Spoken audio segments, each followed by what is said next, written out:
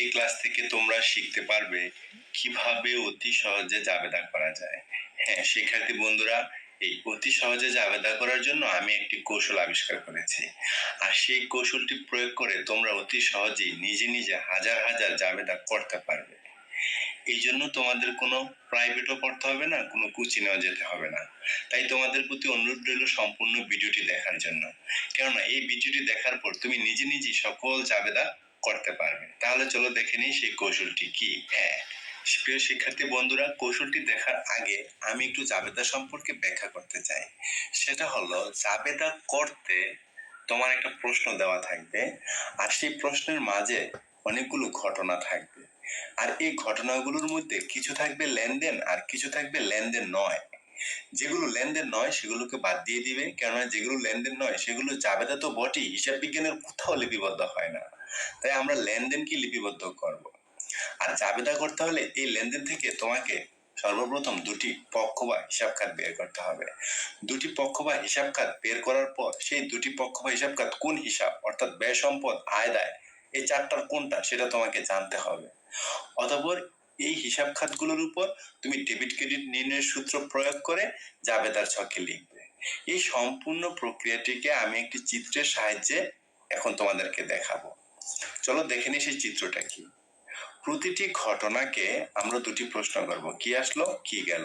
এই দুটি প্রশ্ন করার পর আমরা দুটি হিসাব খাত পেয়ে যাব। ওই যে লেনদেন থেকে আমরা দুটি হিসাব খাত পেয়ে যাব। অতঃপর এই দুটি হিসাব খাত পাওয়ার পর আমাকে জানতে হবে এগুলো ওই যে ব্যয় সম্পদ আয় দায় এই চারটার কোন হিসাব। অতঃপর যে হিসাবগুলো আমরা পাবো তাদের উপরে আমরা ডেবিট ক্রেডিট নির্ণয়ের সূত্র প্রয়োগ করব। অর্থাৎ তারা ডেবিট হবে না ক্রেডিট হবে সেটা সূত্র অনুসারে আমরা নির্ণয় করে নিব। এই পদ্ধতিতে তোমরা হাজার হাজার জাবেদা, অন্তত 99% জাবেদা তোমরা করতে পারবে। তাহলে চলো আমরা এবার কিছু উদাহরণ দেখে নিই। প্রথমে মনে করো মার্চ মাসের 2 তারিখে নগদে আসবাবপত্র ক্রয়। এখানে আরো একটি কথা বলে রাখছি বন্ধুরা, তোমরা সবসময় লেনদেনগুলোকে নিজের মনে করবে। এখন তুমি মনে করো যে তুমি নিজে আসবাবপত্র ক্রয় করেছো, এই তোমার নিজের লেনদেন মনে করে এখন এই ঘটনাটাকে তুমি প্রশ্ন করো কি আসলো কি গেল, উত্তর পাবে তোমার কাছে আসবাবপত্র এসেছে, নগদ টাকা চলে গেছে। এই যে আমরা দুটি হিসাব খাত পেয়ে গেলাম। এখন আমার কাজ হলো এই যে আসবাবপত্র আসলো এটা আমার কোন হিসাব, এটা সম্পদ। আর সম্পদ আসলে ডেবিট ক্রেডিট নির্ণয়ের সূত্র অনুসারে এটা ডেবিট হবে। আবার এই যে নগদ টাকা চলে গেল এটা আমার কোন হিসাব, এটা আমার সম্পদ। এখন ডেবিট ক্রেডিট নির্ণয়ের সূত্র অনুসারে সম্পদ চলে গেলে ক্রেডিট হয়। তাহলে এই যে আমরা পেয়ে গেলাম আসবাবপত্র হিসাব ডেবিট, নগদান হিসাব ক্রেডিট। অতঃপর তোমরা এই যে জাবেদার ছকে এভাবে লিখে দিবে। চলো আরো একটি উদাহরণ দেখে নিই। মার্চ মাসের 5 তারিখে তুমি মনে করো যন্ত্রপাতি তুমি বিক্রি করলে 30,000 টাকা। এখন এই ঘটনাটিকে প্রশ্ন করো তোমার কাছে কি আসলো কি গেল, উত্তর পাবে যন্ত্রপাতি বিক্রি করে তুমি নগদ টাকা পেয়েছো আর তোমার কাছ থেকে যন্ত্রপাতি চলে গেছে। এই যে দুটি হিসাব খাত আমরা পেয়ে গেলাম। এখন এই যে আমার কাছে নগদ টাকা আসলো এটা কোন হিসাব, সম্পদ। আর সম্পদ আসলে কি হয়, ডেবিট। এই যে ডেবিট পক্ষ পেয়ে গেলাম। আবার এই যে যন্ত্রপাতি চলে গেল এটা কোন হিসাব, এটাও সম্পদ। যেহেতু সম্পদ চলে গেছে সেহেতু এটা হবে ক্রেডিট। তার মানে আমরা জাবেদার জন্য দুটি পক্ষ পেলাম, ডেবিট ক্রেডিট হয়ে গেল। নগদান হিসাব ডেবিট, যন্ত্রপাতি হিসাব ক্রেডিট। অতঃপর এই যে জাবেদার ছকে তোমরা এভাবে লিখে দিবে। চলো আরেকটি উদাহরণ দেখা যাক। মার্চ মাসের 8 তারিখে নগদে পণ্য ক্রয় করা হলো 30,000 টাকা। অর্থাৎ তুমি পণ্য ক্রয় করেছো নগদে। এখন প্রশ্ন করো তোমার কাছে কি আসলো কি গেল, উত্তর পাবে তোমার কাছে পণ্য এসেছে, পক্ষান্তরে নগদ টাকা চলে গেছে। আর শিক্ষার্থী বন্ধুরা, আমরা এই পণ্য নামে কিন্তু কোনো হিসাব খাত হিসাব বিজ্ঞানে রাখি না। এই পণ্যকে অন্য একটা নামে আমরা লিখে রাখি। আর সেটা হলো যদি পণ্য ক্রয় করি তাহলে তাকে শুধু ক্রয় বলে, আর যদি পণ্য বিক্রয় করি তাহলে আমরা তাকে শুধু বিক্রয় বলি। যেহেতু এই প্রশ্নে আমরা ক্রয় করেছি তাই আমরা তাকে শুধু ক্রয় বলবো, তাই এই পণ্য পরিবর্তন হয়ে এখানে ক্রয় হয়ে যাবে। এখন আমরা দুটি হিসাব খাত পেয়ে গেলাম, একটি ক্রয় আর একটি নগদান। এখন এই ক্রয় কোন হিসাব, ক্রয় হলো ব্যয়, আর ব্যয়গুলো সবসময় ডেবিট হয়। আর নগদান এটা কোন হিসাব, এটা সম্পদ। সম্পদ চলে গেলে কি হয়, ক্রেডিট হয়। এই যে দুটি পক্ষ পেয়ে গেলাম, তাদের ডেবিট ক্রেডিট নির্ণয় হয়ে গেল। অতঃপর তোমরা জাবেদার ছকে এভাবে লিখে দিবে। চলো আরেকটি উদাহরণ দেখে নেই। মনে করো মার্চ মাসের 10 তারিখে তুমি পণ্য বিক্রয় করেছো 40,000 টাকা। এখন এই ঘটনায় তোমার কাছে কি আসলো কি গেল, কি আসলো, নগদ টাকা এসেছে, কি চলে গেছে, পণ্য চলে গেছে।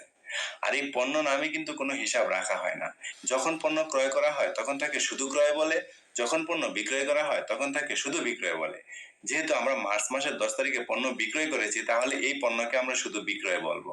এই যে দুটি হিসাব খাত পেয়ে গেলাম। তাহলে প্রথম হিসাব খাত নগদান, এটা আমার সম্পদ, যেহেতু সম্পদ আসছে সেহেতু ডেবিট। আর দ্বিতীয় হিসাব খাত বিক্রয়, এটা আমার আয়, আর আয় সমূহ সদাই ক্রেডিট হয়। তাহলে আমরা দুটি হিসাব খাতও পেলাম, তাদের ডেবিট ক্রেডিট নির্ণয় করে ফেললাম। অতঃপর তাকে জাবেদার ছকে তোমরা এভাবে লিখে দিবে। চলো আরেকটি উদাহরণ দেখা যাক। মনে করো মার্চ মাসের 20 তারিখে তুমি কর্মচারীদেরকে বেতন প্রদান করেছো 5,000 টাকা। তাহলে এই ঘটনার ফলে তোমার কাছে কি আসলো কি গেল? কি আসলো? কিছুই আসে নাই। কি গেল? নগদ টাকা চলে গেছে। অর্থাৎ তুমি শুধু বেতন প্রদান করেছো, বেতন দেওয়ার কারণে তোমার কাছ থেকে নগদ টাকা গেছে, কিছু আসে নাই। যেহেতু কিছু আসে নাই, এখন এই প্রশ্নটা করতে হবে যে কেন গেল, অর্থাৎ এই নগদ টাকাটা কেন গেল। এই যে উত্তর হিসাবে পাবো আমরা বেতন প্রদানের কারণে নগদ টাকা গেছে, তাই বেতনই হলো এখানে আরেকটা হিসাব খাত। এই যে আমরা দুটি হিসাব খাত পেলাম। আর এই বেতন হলো ব্যয়, আর ব্যয় হয় ডেবিট। পক্ষান্তরে নগদ টাকা সম্পদ, যেহেতু সম্পদ চলে গেছে সেহেতু এটা হবে ক্রেডিট। তাহলে আমরা দুটি পক্ষ পেলাম, তাদের ডেবিট ক্রেডিটও পেয়ে গেলাম। অতঃপর জাবেদার ছকে তোমরা এভাবে লিখে দিবে। মার্চ মাসের 25 তারিখে সুদ পাওয়া গেল 4,000 টাকা। তাহলে এই ঘটনাতে তুমি কি পেয়েছো কি দিয়েছো? তোমার কাছে কি আসলো? নগদ টাকা আসছে। কি গেছে? কিছুই যায় নাই।